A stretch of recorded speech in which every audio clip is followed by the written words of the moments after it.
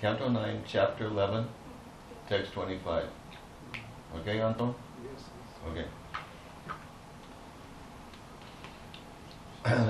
Shukadev Goswami replied, after accepting the throne of the government by the fervent request of his younger brother Bharat, Lord Ramachandra ordered his younger brothers to go out and conquer the entire world, while he personally remained in the capital to give audience to all the citizens and residents of the palace and supervise the governmental affairs with his other assistants. Purport by Srila Prabhupada. The Supreme Personality of Godhead does not allow any of his devotees or assistants to be engaged in sense gratification. Everybody got that?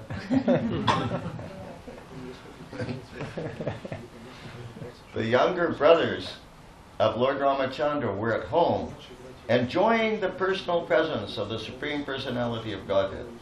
But the Lord ordered them to go out and achieve victory all over the world. It was the custom, and this custom in some places is still current, that all other kings would have to accept the supremacy of the emperor. If the king of a small state did not accept the emperor's supremacy, there would be a fight, and the king of the small state would be obliged to accept the emperor as supreme.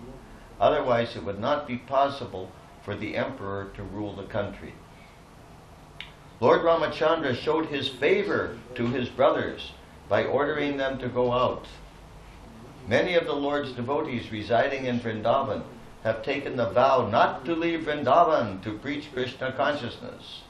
But the Lord says that Krishna consciousness should be spread all over the world, in every village and every town.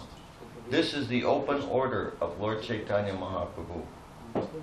From Chaitanya Bhagavat, Antyakanda 4:126. Pritavite ache jat nagaradi gram, sarvatra prachar hoibe mornam. A pure devotee, therefore, must execute the order of the Lord, and must not gratify his senses by remaining stagnant in one place, falsely proud, thinking that because he does not leave Vrindavan but chants in a solitary place, he has become a great devotee. A devotee must carry out the order of the Supreme Personality of Godhead. Chaitanya Mahaprabhu said, Jare deka tare kaha Krishna upadesh. Chaitanya Charitamrita Madhya Lila, Chapter 7, Text 128.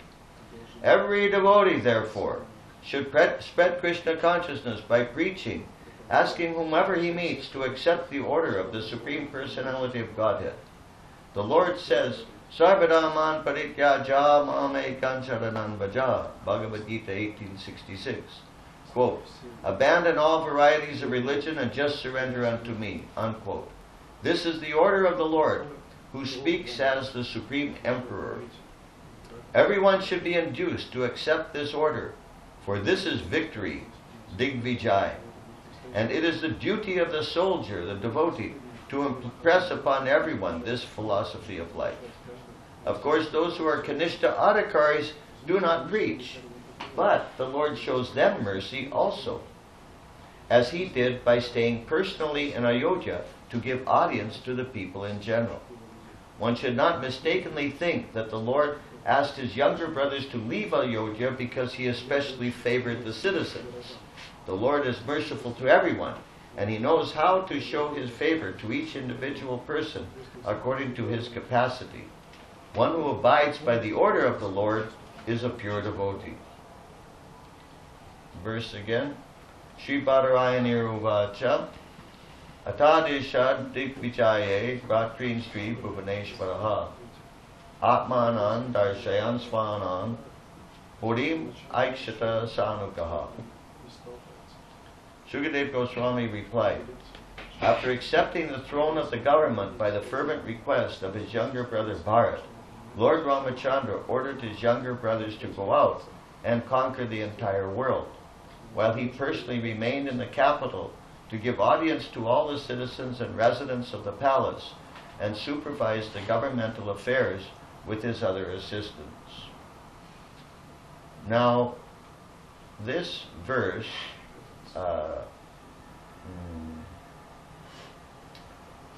well, let's say this purport, in one sense, doesn't seem to be very much about Lord Ramachandra. But my observation is that on the appearance anniversaries of great souls or incarnations of Godhead, Srila Prabhupada didn't always speak directly about that personality. Or sometimes he did, but not very much. Mainly what he did was he spoke about the Sankirtan movement. Or some aspect of our philosophy, like, for instance, defeating impersonalism, or preaching against sense gratification, or something like that. So I understand from that Srila Prabhupada, as the Acharya, was understanding the essence, or the essence, or the instruction that was the important instruction that you could say is practically like hidden in a verse, right? Without these purports, we wouldn't be able to understand this philosophy. Just to read Bhagavatam verses is not enough. One time, in the early days of ISKCON, when one of the editors was, he wanted to know something about one of Prabhupada's disciples who was editing Bhagavad Gita wanted to know about the precise translation of the verse. And Srila Prabhupada said, actually, the translation of the verse is not so important. He said, you can use the translation from this Swami, that Swami. He wasn't so concerned. He said the important thing is the purports. And he said that his purports are his ecstasies. Also, that often the servant would come into Srila Prabhupada's room and find Srila Prabhupada reading his own books. And one time, when this happened, Srila Prabhupada looked up and said to the servant, "Look at this. This is ridiculous. What author reads his own books? Nobody. He writes the book, and then he puts it aside, and he writes another book. So why am I reading my own books?" He said, "Because I did not write these books." He said, "Krishna wrote these books." He said, "I just was the instrument." He said, "When I read these books, even I am amazed." Because this is coming from Krishna. So these purports are very important. And this particular purport is, I guess you could say, one of my favorite purports, because it, Prabhupada so expertly relates the pastimes of Lord Ramachandra to the Sankirtan movement, to the present Sankirtan movement. And he makes such important points here that Lord Ramachandra ordered his younger brothers to go out and conquer the world, right? But at the same time, he didn't neglect the citizens in the kingdom. He didn't say everybody has to leave now. You all have to go out and conquer the world. You know, his brothers were more powerful, more capable, and so he sent them out. It didn't mean that he, as Prabhupada says here, it didn't mean that he, didn't like his brothers or something. Send them out. Get out of here. No, he was specially favoring them by giving them preaching opportunity. Actually, Srila Prabhupada, in a sense, did the same thing. Actually, he ordered all his disciples to go out and preach, as he says here.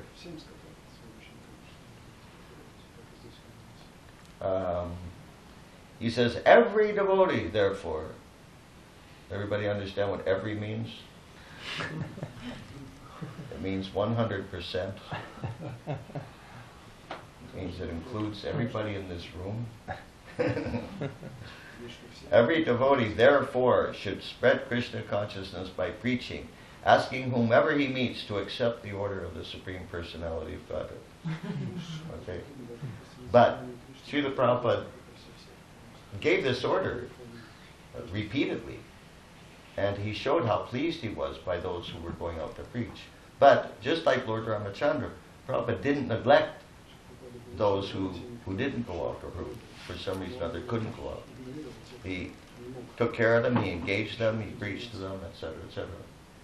But just as Lord Ramachandra here, Prabhupada says that the Lord is merciful to everyone, and he knows how to show his favor to each individual person according to his capacity. So Srila Prabhupada was also like that. He engaged everyone according to his capacity. The general instruction was to go out and preach, but Prabhupada didn't neglect or condemn anyone who didn't or couldn't. But at the same time, he was always encouraging the preaching.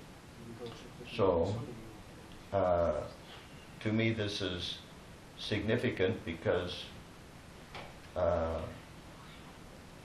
if we want to, this is a way in which we can honor Lord Ramachandra or worship Lord Ramachandra by preaching, because this is what he was also teaching. In a sense, he was teaching by sending his brothers out. So when we go out to preach, we're also following in that same move. So, any questions? Or any objections? Yes. Well, I would like if you could elaborate a little bit on this, how to say, dilemma that Prabhupada says that everybody should go out and preach, but then at the same time he says that, of course, the Kanishtas, they don't preach. Yeah. So I think that many devotees coming to ISKCON, they are actually on that Kanishta.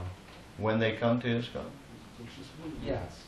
In the beginning of their spiritual lives, I mean, yeah, many like myself, we can stay on that track for quite a long time, you know. Yeah. And so how do we? What is my question? How do we conquer ourselves, because a Kanishta may not have the propensity to preach. Yeah, Kanishta by definition doesn't have the propensity to preach. Yeah. Oh, just a minute, I lost it now. Where's the... Hang on a second. Is it, maybe you can just, because there's someone who doesn't know what Kanishta is. What's that? Yeah. Someone who doesn't know what Kanishta okay. So we can just elaborate. Yeah, Kanishta Adhikari means that there are three levels of devotees. I mean, there are different ways of categorizing devotees, but one way is that there are three levels. Kanishta Adhikari means, well, he's called Prakrita Bhakta, means he's materialistic devotee. And he tends to see the Lord in the temple, but not necessarily in the hearts of other living entities. And his faith is weak. He can be easily shaken. Next level is Madhyamadhikari. Madhyamadhikari means that he's a preacher. And the Madhyam means middle. He's in the middle stage. And the Madhyamadhikari recognizes four entities, you could say, or kinds of entities. There's the Supreme Lord whom he adores. There are the devotees with whom he makes friends. There are the innocent to whom he preaches. And there are the demons whom he avoids. And then Uttama Adhikari is at the highest level, and his faith is completely fixed. Madhyamadhikari can defeat others by argument and reasoning. Uttama Adhikari, his faith is even more strong, more fixed. He doesn't have any problems with his mind, for example. He's just completely absorbed in Krishna consciousness. So, anyway, we're talking now about Kanishta Adhikari, those who are on low level, like Prabhupada is talking about here. He says, of course, those who are Kanishta Adhikaris do not preach, but the Lord shows mercy to them also, as he did by staying personally in Ayodhya to give audience to the people in general. Yeah.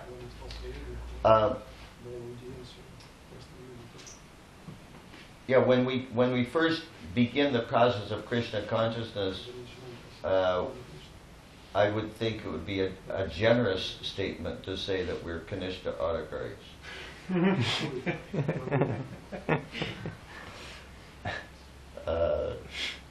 When we first come to the movement, we're basically in Maya. But we have this desire to get out of Maya to some degree. Okay, but Srila Prabhupada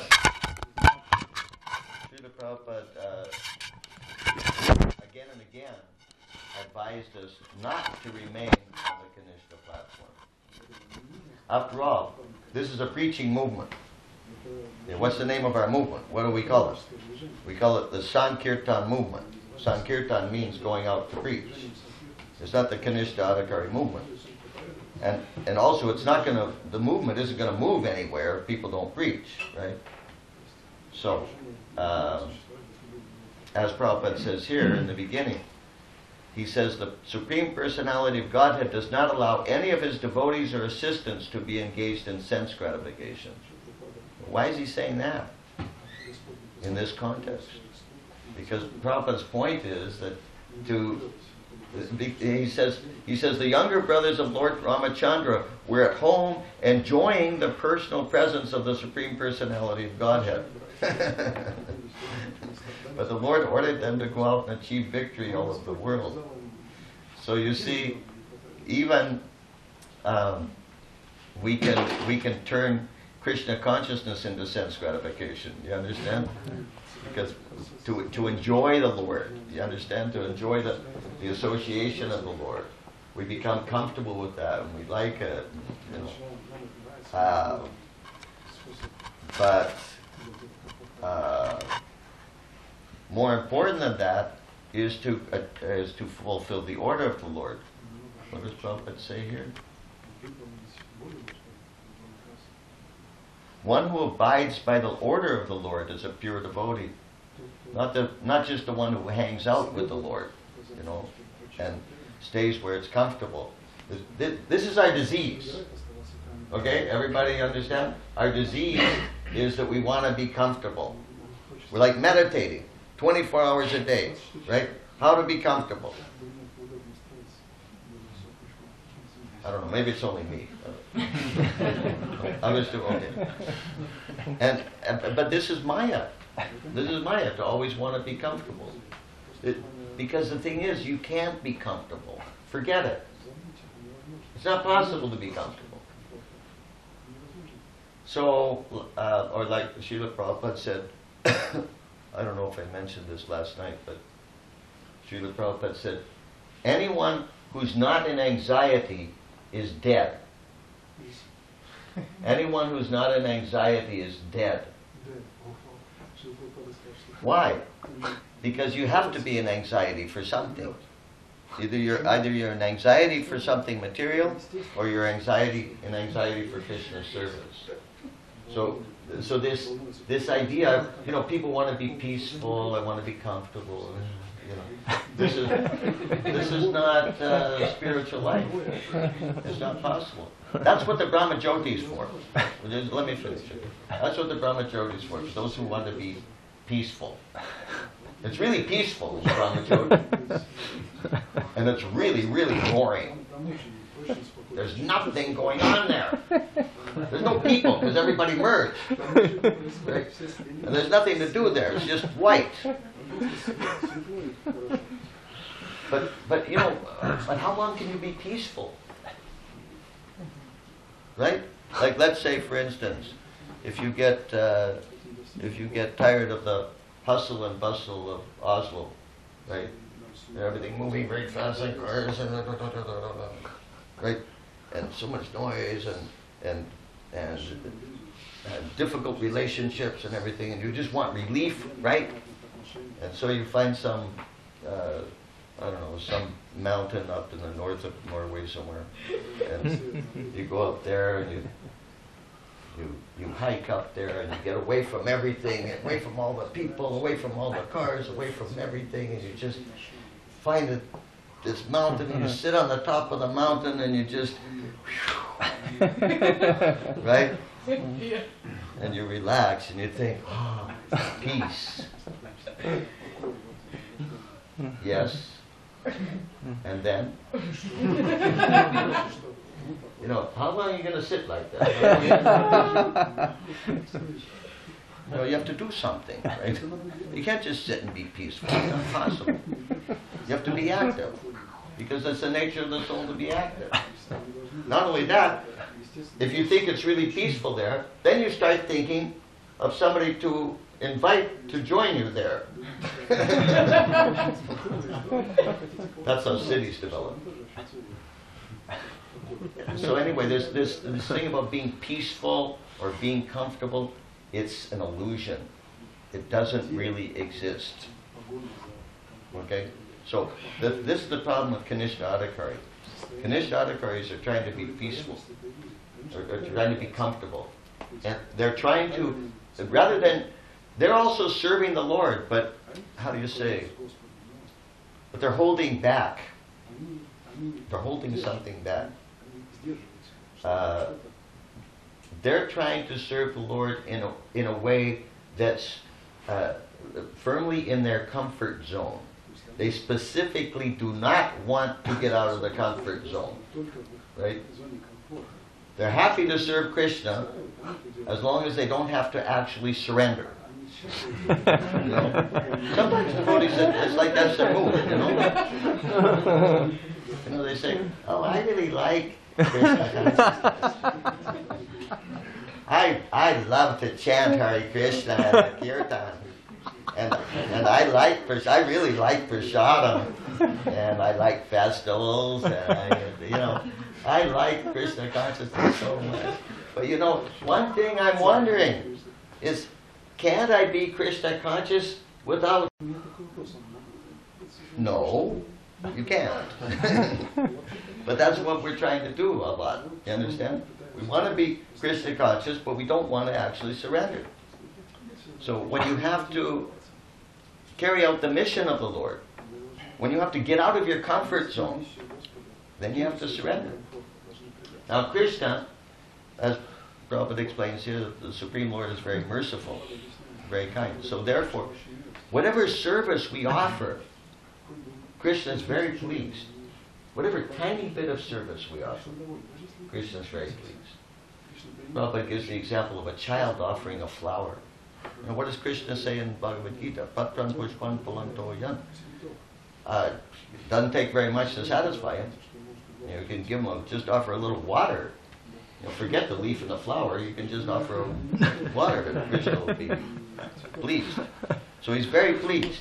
But you see, the thing is, our problem is that we tend to get very proud of whatever we surrender to Krishna. Right? I did this for Krishna. I did that for Krishna. I gave up this for Krishna. I haven't smoked cigarettes for 3 weeks now. Probably by this time next year I'll be a Mahabhagavat. We become very proud. Any little tiny bit of service, right? Krishna does appreciate it. There's no doubt. But you see, what he's more interested in is what we're holding behind our back. Instead we're offering with this hand. Oh, Krishna, here, I'm offering this service. Yeah, but he wants to know, but what do you got back there? So Krishna is more interested in what we're holding back, you see? You understand? Now, more or less, that's the mood of the Kanishta Adhikari, is he's holding back. It's like this is, he's a professional at holding back, not surrendering. But you see, this doesn't help us, because when we remain on the Kanishta platform, then we remain weak. Our faith remains weak. It doesn't remain strong. to become strong, we have to meet opposing elements. You can't get strong otherwise. Like for instance, like if you go to a fitness center, right, and you lift weights, right? Now, if you don't lift weights, your muscles don't become strong. You have to have opposition. You have to have resistance. They call it weight resistance training. Because there's resistance, therefore your muscles have to work, and your muscles get stronger. If there's no resistance, they don't get stronger. You remain weak. Everybody understands? So in the same way, one of the advantages of preaching is that you meet resistance, you meet opposition, and you have to learn to deal with it. And it makes you strong. It makes you, how do you say, it forces you to take shelter of Krishna. It forces you to take shelter of the philosophy of Krishna consciousness. When you preach, you realize how much you don't know, and what an idiot you are, and so therefore you go back and you study. You become more inspired to study Prabhupada's books, right? And you learn how to deal with different situations, different kinds of people, different kinds of arguments, etc., etc. It makes you a strong devotee. But a Kanishta Adhikari means he's weak and he wants to remain weak. So there's no shame in being a Kanishta Adhikari, but there is shame in wanting to remain a Kanishta Adhikari. We should want to get out of that. Now, then the question is, how do you change from being Kanishta Adhikari to Madhyama Adhikari? Right? How do you change from being Kanishta Adhikari to being a preacher? Well, there are a few ways. One way is described in the Srimad Bhagavatam, Canto 1, Chapter 2, Text 16. That by serving the devotees, you develop an urge to hear the glories of the Lord. And then by hearing naturally, you develop a taste for preaching. You want to preach. Right? So, and especially by serving those devotees who have a taste for hearing the glories of the Lord, by serving those devotees who have a taste for preaching the glories of the Lord, then what happens is you become infected by it. You understand? You get a taste too. When you serve that person, he has a taste. Okay, you also get a taste. So by serving those who are preaching, who are already preaching, or who have a taste for preaching, then you also develop a taste for preaching. That's humility. If we don't know how to, or we're not inclined to preach, but then it can develop. It can develop in anyone. It's not that some people are like, they come out of the womb as preachers. I mean, Shukadev Goswami, okay, but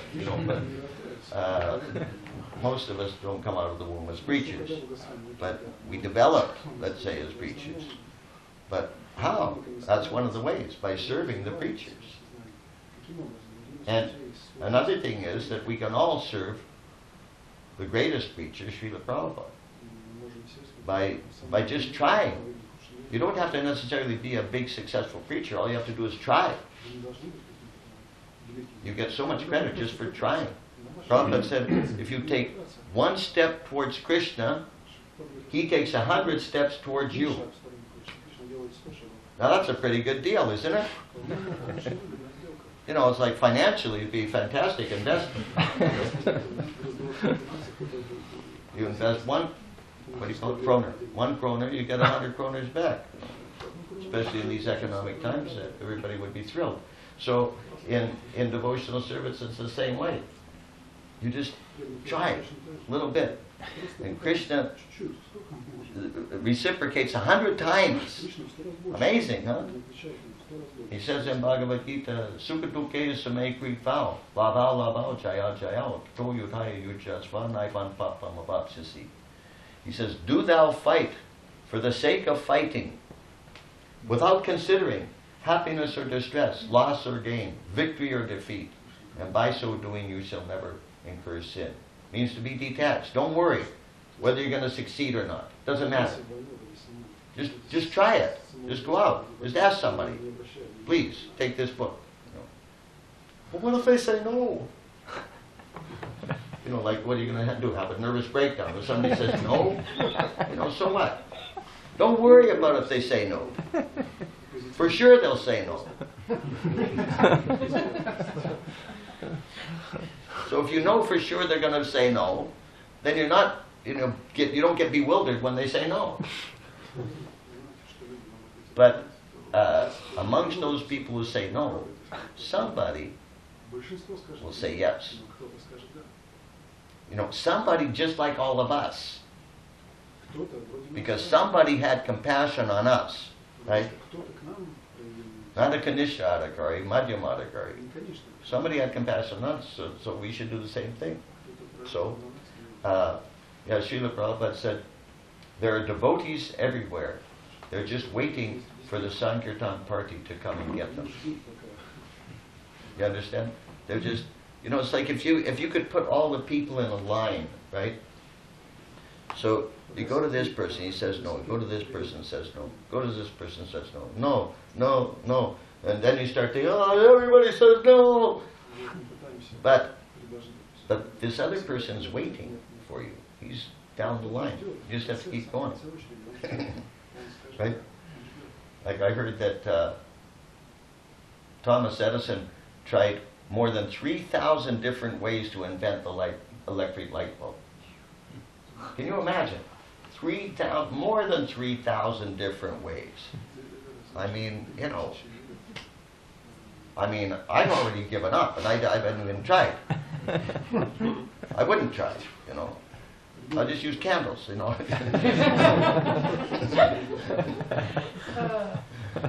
And so somebody asked him, well, didn't you get discouraged? He said, oh no. He said, because every way I found that didn't work, I knew I was getting closer to the way that would work.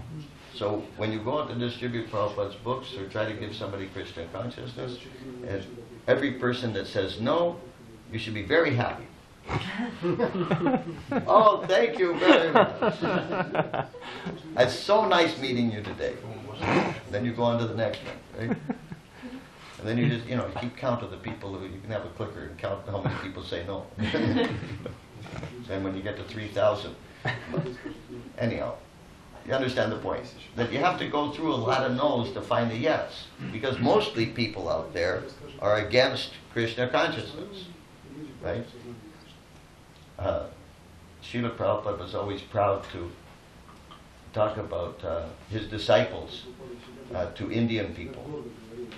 And especially about the book distribution. And one time he was laughing. He said, these boys and girls are distributing my books even to people who don't want them. Prabhupada thought that was really fantastic. He loved to hear the Sankirtan stories. Yeah, Sankirtan, out on Sankirtan, preaching, distributing books. This is like being on the battlefield of Kurukshetra. Then when you're there on the battlefield, you get realization. Do you understand? Reading about it is one thing. How do you become good at playing football? You read about it? Read about David Beckham playing football? That's not going to help you. I mean, it may help a little bit, but the main thing is that you go out and you play football. So if you want to get realization of Srila Prabhupada's mission of the Sankirtan movement, you have to go out and preach. You have to go out and do it. That's how you get the realization. Okay, your turn. Can you relate a little now? What's that? Can you relate a little about chanting japa and preaching? Okay. Yeah, well, they're, how do you say, what's the word?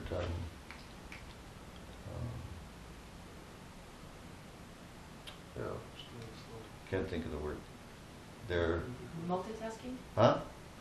Multitasking? No, they're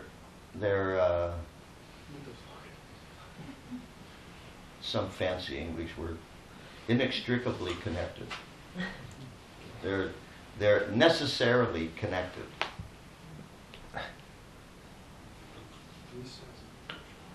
Because if you don't chant japa, you don't have the strength to preach. But preaching also helps you to have the realization and the determination you need to chant japa properly. You see, sometimes devotees have this concept that there are two things. There's sadhana, which means hearing and chanting, and there's preaching. Like one devotee told me one time, he said, look, Mahadyuti Prabhu, let's just be honest, okay? You're a sadhaka, I'm a preacher.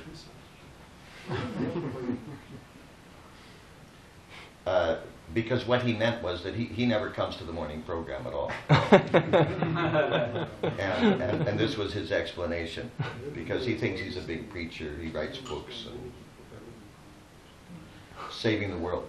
But no sadhana. So a lot of devotees have this concept that they're two different things, but they're not, really. Because without strong sadhana, you can't effectively preach. You can't, how do you say, you can't effectively preach, and you can't preach the right thing in the right way, like in line properly. You understand? You might preach something, but it may not be the correct thing,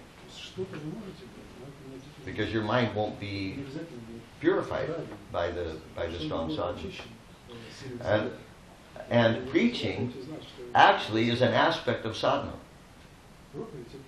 It appears to be something different, but it's actually an aspect of sadhana. Why? Vaidhi sadhana bhakti means practicing Krishna consciousness under the guidance of a bona fide spiritual master. So preaching is one of the main things that was being taught by Srila Prabhupada, that is being taught by Srila Prabhupada. So in order to have the purification that you need, how do you say, the realization you need to be able to chant attentively, to clear the mind, you need to preach. It's practically impossible to properly control the mind without preaching.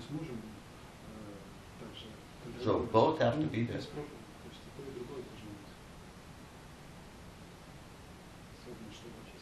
Does that answer your question?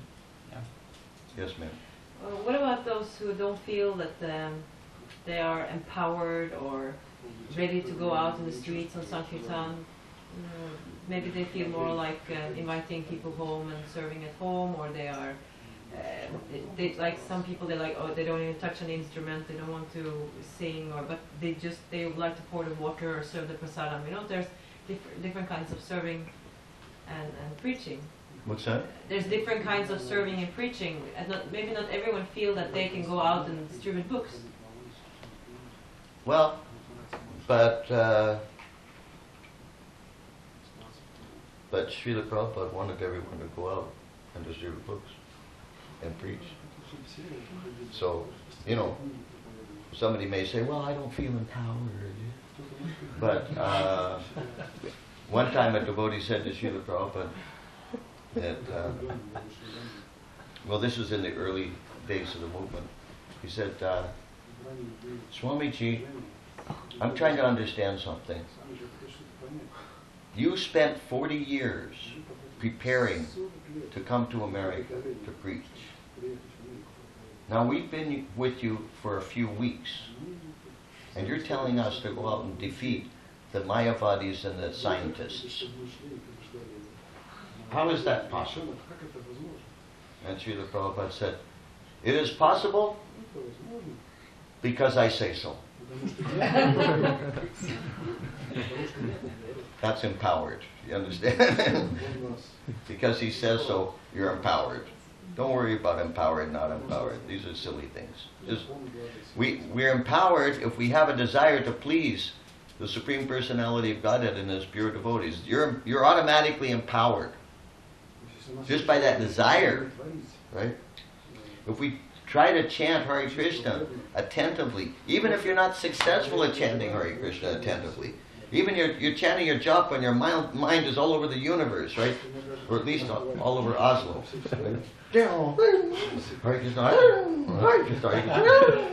Right? And maybe you go through 2 hours of chanting japa like that. But still, because you tried, you're empowered. Some of my best days on Sankirtan were days when I felt totally unempowered, completely horrible. I mean, one day in particular, I remember I hadn't chanted my rounds, or I chanted some rounds, but not all of them. And I was sick. I was sneezing, and I'd gotten into a big fight with one of the other devotees. I can't remember. Anyhow, and I was completely exhausted, and because of this fight with the other devotee, I was crying. I was crying, and I was sick, and it was like everything was wrong. Everything was bad, And on one hand, I was thinking, how can I go out? How can I go on Sankirtan? But on the other hand, I was thinking, but it's my duty. I have to go on Sankirtan. Now, I don't know what I looked like to the first few people I approached. Right? They must have been terrified. But anyway, I went out, and somehow that worked out. You understand? Just because I had this desire to do the right thing, to please Prabhupada. I had no potency in one sense. You understand? My whole day had been a complete disaster. But just because of that little desire to please.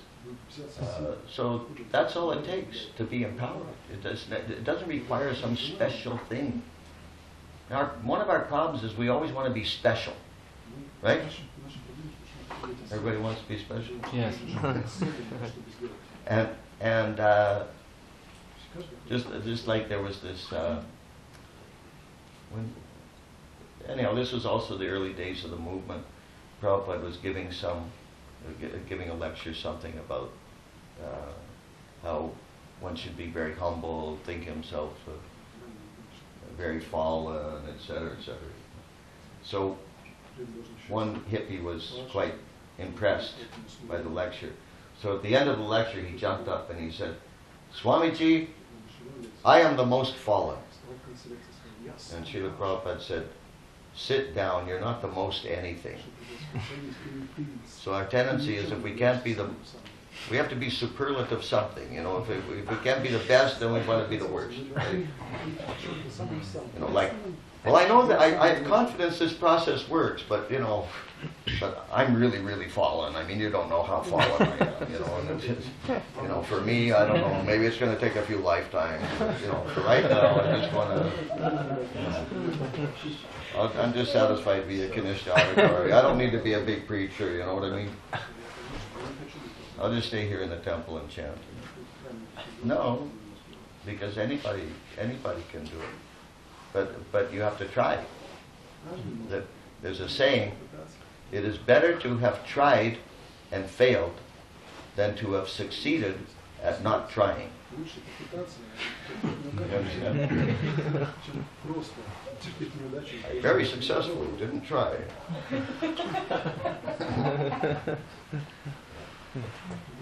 Anybody who's successful at anything in material life is somebody who has failed a lot, actually.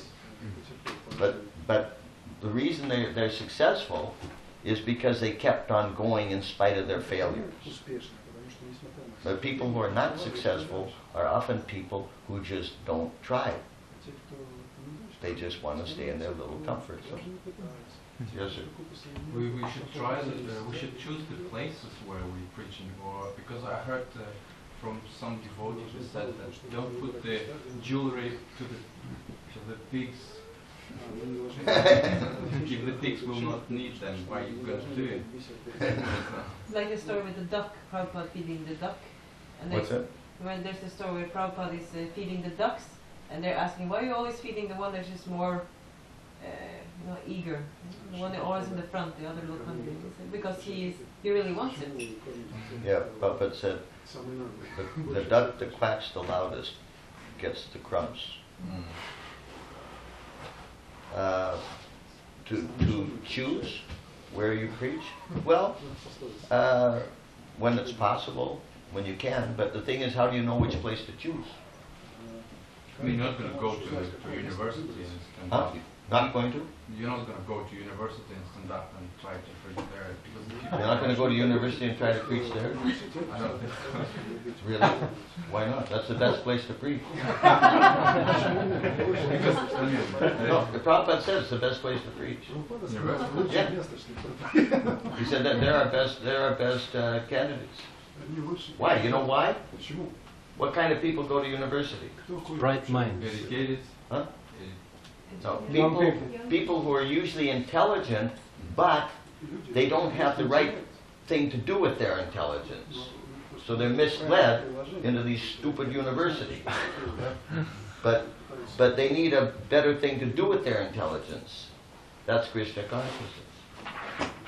I mean, I spent years preaching at university.